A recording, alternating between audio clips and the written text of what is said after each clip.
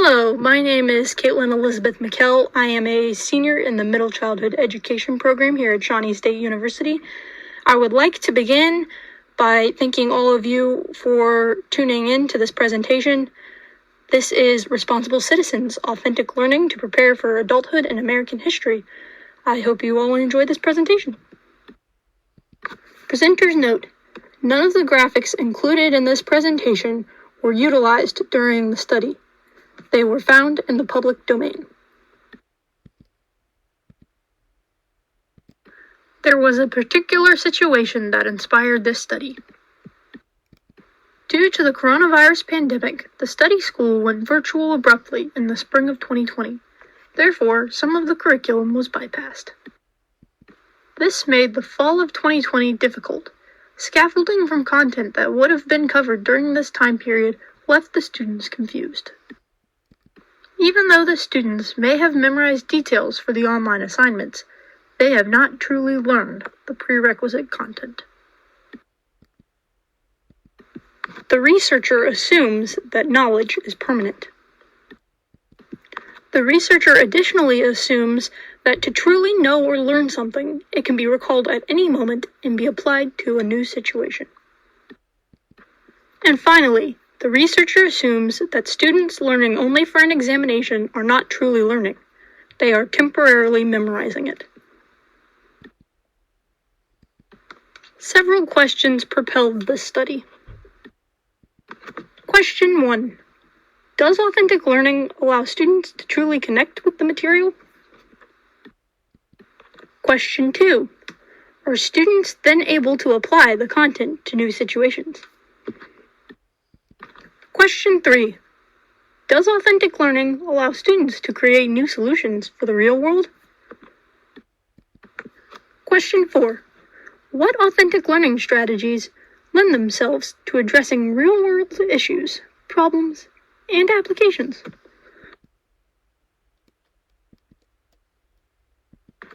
Before getting into the research, let's define a few key terms.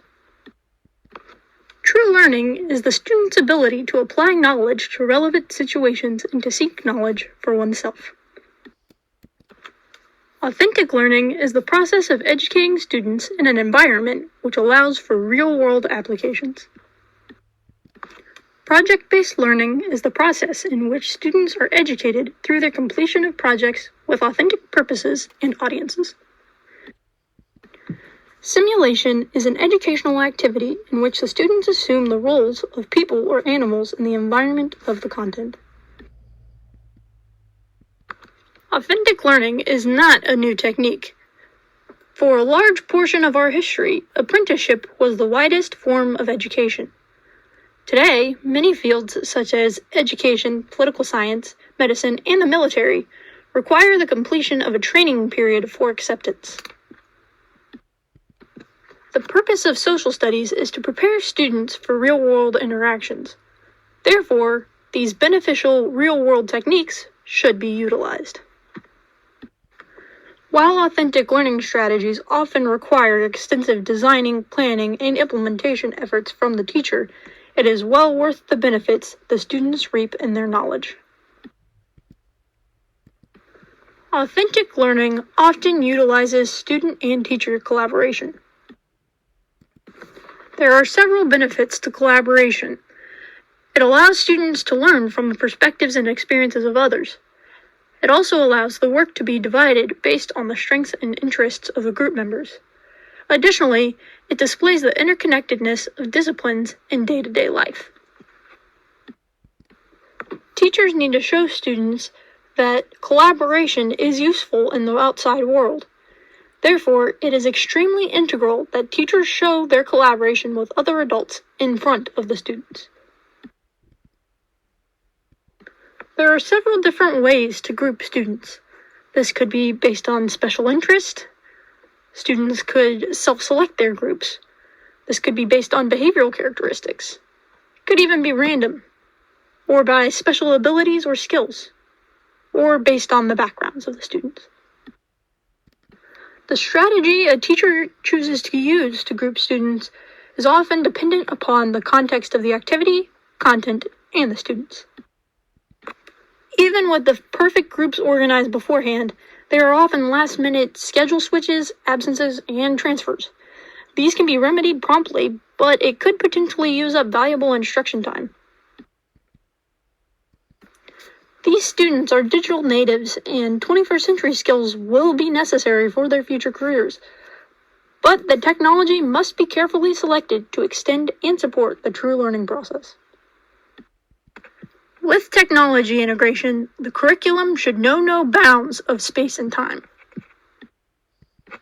Technology must be used to do things either better than they could be done without technology, or that could not be done at all without technology. In project-based learning, the students, who are typically grouped, investigate and discover the answer to an open-ended question. The most effective questions for project-based learning often lead the students to ask further questions and continue discovering.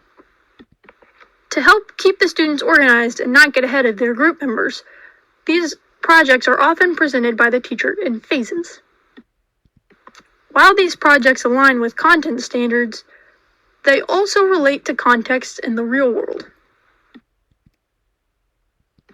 Modeling is when students learn through observation of their teachers, parents, siblings, and peers. That is why it is integral that social studies teachers be conscious of what behaviors they display in front of students. Simulations are used to help the students connect with the content through social perspective taking. It may also increase their interest in the content. Preparing for a simulation has the capacity to take the longest period of time. Some teachers will set up the classroom to make it as close to the reality of the content as possible to hook the students in. Additionally, students can create their own simulations as a product for one of their projects. There have not been any studies targeting the impact of any authentic learning strategies on truly learning content in 8th grade social studies. Several studies show that these authentic learning strategies are beneficial to students' academic success. This research study will discover the impact of 2 authentic learning strategies on 8th grade social studies students' true learning of the material to explore this chasm in the research. The participants in this study were 58 8th grade social studies students. The settings for this study were 3 classes in a rural middle school. The pre-test and pre-survey were given the week before research began. The post-test and post-survey will be given approximately 3 weeks after the final day of instruction. During week 1 of the study, Class A was taught with the control method, Class B was taught with the project-based learning method, and Class C was taught with the simulation and role-playing method. During week 2 of the study, the simulation and role-playing method was used for Class A, the control method was used for Class B, and the project-based learning method was used for Class C. Throughout week 3 of the study, Class A was taught through the utilization of the project-based method, Class B was taught through the utilization of the simulation and role-play method, and Class C was taught through the utilization of the control method. A comparative analysis between all 3 classes will be used to see which authentic learning strategy helps them truly learn the best. The instruments used in this study will be pre- and post-tests and surveys, daily products and exit slips, weekly checkpoint scores, and observation notes. The pre- and post surveys and exit slips will be collected through Google Forms. The pre- and post tests and checkpoints will be collected through the turn-in trays. Additional products, activities, handouts, etc. will be collected through the turn-in trays. The qualitative data will be analyzed through inductive analysis in 3 steps. The first step will be organizing the data into categories. The second step will be describing the connection between the categories and the research questions.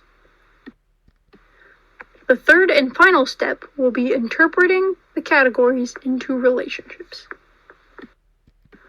The qualitative data will be analyzed through the measure of dispersion of standard deviation. To find the standard deviation, first subtract the mean from each data point and square the result.